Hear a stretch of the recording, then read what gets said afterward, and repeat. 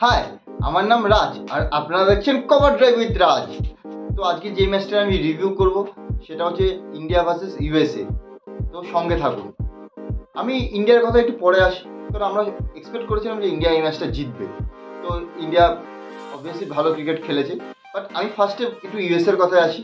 যদি আমাকে বলা হয় যে এই ওয়ার্ল্ড কাপ থেকে একটা প্লাস পয়েন্ট, আমি অবভিয়াসলি বলবো ইউএসএ। যেভাবে তারা ক্রিকেটটা খেলেছে, যেভাবে তারা গার্সের সঙ্গে ক্রিকেটটা খেলেছে, তারা জানতো যে তারা যে গ্রুপে আছে, দুটো বড় টিম তার গ্রুপে আছে, ইন্ডিয়া পাকিস্তান। কিন্তু তারা তাদের লিমিটেশন জানতো, সেই অনুযায়ী তারা ক্রিকেটটা খেলেছে। প্রথমে এত বড় টিম পাকিস্তানকে হারিয়েছে, তারপর ইন্ডিয়ার সঙ্গে যে ক্রিকেটটা খেলেছে, ইন্ডিয়া কিন্তু খুব ইজিলি তারা তাদের ম্যাচটা জিততে পারেনি। 110 রান ছিল, অনেক কষ্ট করতে হয়েছে তাকে ম্যাচটা জিততে গিয়ে। কিন্তু ইন্ডিয়ার এক্সপিরিয়েন্স আছে, এতদিন এত বছর ক্রিকেট তারা খেলছে, এত এক্সপিরিয়েন্স টিম, তাই জন্য তারা ম্যাচটা বার করতে পেরেছে। হ্যাঁ, অবভিয়াসলি হেল্পফুল কন্ডিশন ছিল বোলার্সদের জন্য, বাট তাও ইউএসএ একটা নতুন টিম, তারা প্রথমবার ওয়ার্ল্ড কাপ খেলছে, কোয়ালিফায়ার থেকে উঠে এসে ওয়ার্ল্ড কাপ খেলছে, আর এত বড় টিমের সঙ্গে। তারা কিন্তু এই প্রথমবার ইউএসএতে খেলছে এই টুর্নামেন্টে, এই ওয়ার্ল্ড কাপে। তাদের কাছেও এই পিচ কেন ড্রপিং পিচ, তাদের কাছেও কন্ডিশন পিচ কিন্তু ডিফারেন্ট। কন্ডিশনটা যারা জানা থাকলেও পিচটা কিন্তু নতুন। কিন্তু তারা যে তাদের লিমিটেশন অনুযায়ী যে বলটা করেছে, যে জায়গায় বলটা করেছে, অসাধারণভাবে ক্রিকেট খেলেছে। এই টুর্নামেন্টই পুরো অসাধারণভাবে ইউএসএ ক্রিকেটটা খেলেছে। যদি আইসিসি এই ইউএসএকে একটু গাইড করে, একটু তাদের সাপোর্ট করে, তাদেরকে শুধু ওয়ার্ল্ড কাপের জন্য না, তাদেরকে প্রতি বছর বড় বড় টিম যেমন India, Australia, Pakistan, south Africa, এদের সঙ্গে টি-20 সিরিজ ম্যাচ খেলা এক্সপিরিয়েন্স দেয়, ইন্টারন্যাশনাল ক্রিকেট এক্সপিরিয়েন্স দেয়, তাহলে কিন্তু এই টিমগুলো অনেক ভালো ইমপ্রুভ করবে। তাদের মধ্যে খেলার ইচ্ছা আছে, ইমপ্রুভ করার ইচ্ছা আছে। যেরকম আমরা দেখলাম আফগানিস্তান কিন্তু বেশি দিন ক্রিকেটটা হয়নি, তারা খেলছে ইন্টারন্যাশনাল, কিন্তু তারা যেভাবে ক্রিকেটটা খেলছে, তারা কিন্তু এখন তাদের দিনে যে কোনো বড় টিমকে হারাতে পারে, টি-20 হোক বা 50 ওভার হোক। তো ইউএসএকে যদি এই আইসিসি একটু সাপোর্ট করে সারা বছর, তাহলে কিন্তু বড় বড় টিমের সঙ্গে খেলায় ভালো প্র্যাকটিস দেয়, ভালো ফেসিলিটি দেয়, ভালো গ্রোথের জন্য হেল্প করে, তাহলে কিন্তু এই টিম কিন্তু অনেক ভালো জায়গায় যাবে পরের টি-20 ওয়ার্ল্ড কাপে। তো যদি ইউএসএ পরের ম্যাচে আয়ারল্যান্ডকে হারিয়ে দেয়, তাহলে কিন্তু ইউএসএ এবার সুপার 8-এ কোয়ালিফাই করবে, আর পাকিস্তান করতে পারবে না। তাহলে পাকিস্তানকে পরের বছর টি-20 ওয়ার্ল্ড কাপ খেলতে গেলে কোয়ালিফাই খেলে আসতে হবে ছোটো ছোটো টিমের সঙ্গে।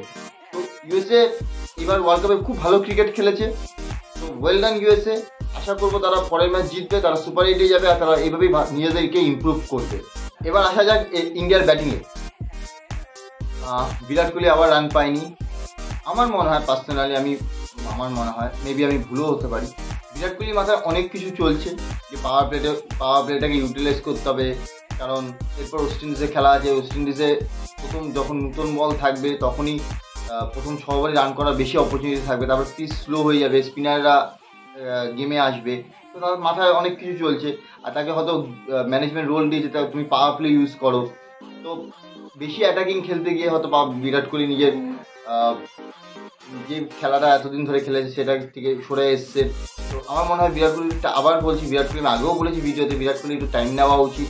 বিরাট কোহলি এত বছর যেভাবে তার ক্রিকেটটাকে খেলে এসে টি-20 ক্রিকেটে সাকসেস পেয়েছে, সেভাবে সে তার কন্টিনিউ করা উচিত। তারপর রোহিত শর্মা আশা করি এই প্রথম ম্যাচটা রান করার পরে দুটো ম্যাচ রান করতে পারেনি। রোহিত শর্মা বড় ক্লাসের প্লেয়ার, আইসিসি ইভেন্টে ভালো খেলে, তো ওয়েস্ট ইন্ডিজে গেলে সে রান পাবে, অত চিন্তার কিছু নেই। বড় ম্যাচের বড় প্লেয়ার। আর বিরাট কোহলির ব্যাপারে আরেকটা জিনিস বলে রাখি, বিরাট কোহলি এই এক প্রবলেম 2014 থেকে চলে আসছে, আউটসাইড দ্য অফ স্টাম্প বলটা যে বিরাট কোহলি ব্যাট বাড়িয়ে দেয়, শরীর থেকে বাইরে নিয়ে যায়, ওই বলটাকে যদি একটু ছেড়ে খেলে, হ্যাঁ, টি-20 ক্রিকেট ছাড়া যায় না, কারণ time com, ball com, but নতুন বলটাকে একটু যদি রেখে খেলে, তাহলে হয়তো বিরাট কোহলি একটু টাইম নেয়, বিরাট কোহলি আবার নিজের ফর্মে ফিরে আসবে। আর আশা করবো তখন সুপার 8-এ যাবে, বড় ম্যাচ, বড় প্লেয়ার আবার রান করবে। তো সেটা নিয়ে কোনো চিন্তা নেই, বিরাট কোহলি কাম ব্যাক করবে, রোহিত শর্মা কাম ব্যাক করবে। কিন্তু ইন্ডিয়ার এই ম্যাচ থেকে যে প্লাস পয়েন্টটা পেয়েছে, সেটা হলো হচ্ছে সূর্য কুমার যাদব আর শিবম দুবে। ইন্ডিয়ার মিডিল অর্ডার যে রান করেছে, এটাতে ইন্ডিয়াকে অনেক স্বস্তিতে রাখবে। কেন এরপর বড় ম্যাচে গিয়ে কিন্তু শিবম দুবে, হার্দিক পান্ডিয়া, সূর্যা, ঋষভ পান্ত, এদের কিন্তু অনেক রোল বেড়ে যাবে। কারণ বড় অস্ট্রেলিয়া যখন আসবে, আরও বড় বড় টিম আসবে। তো হ্যাঁ, অনেকে বলতে পারে ইউএসের সঙ্গে রান করেছে, বাট কন্ডিশন বলারসদের জন্য ছিল, উইকেট বলারসদের জন্য ছিল। তো এই উইকেটে যে শিবম দুবে, সূর্যা রান করেছে, তাদেরকে কনফিডেন্স দেবে, তাদেরকে পরবর্তী সুপার 8 ম্যাচ হবে তাদেরকে কনফিডেন্স দেবে। তো তারা যে ইনিংসটাকে, তারা যে নট আউট থেকে তাকে সেটাকেও আরও কনফিডেন্স দেবে, যে একটা আউট হয়ে যাওয়া, নট আউট থেকে ম্যাচ ফিনিশ করে আসা কিন্তু খুব আলাদা ব্যাপার। তাদেরকে অনেক বুস্ট করবে এই ইনিংসটা, এই ডিফিকাল্ট পিচের এই ইনিংসটা। তো অসাধারণ ব্যাটিং করেছে, ক্যালকুলেটিভ ইনিংস খেলেছে শিবম দুবে আর সূর্য কুমার যাদব। আর ঋষভ পান্তও তার যে ছোট ইনিংসটা খেলেছে এই উইকেটে খুব ভালো খেলেছে। কারণ ইউএসএতে একমাত্র আমি দেখলাম ঋষভ পান্ত কিন্তু ভালো ব্যাট করেছে। তো ঋষভ পান্তের যে আউটটা, বল নিচু হয়ে গেছে, কিছু করার নেই, বাট সে কিন্তু ভালো ব্যাট করছে। আশা করবো সে এই ফর্মটাকে নিজে ক্যারি করতে পারে।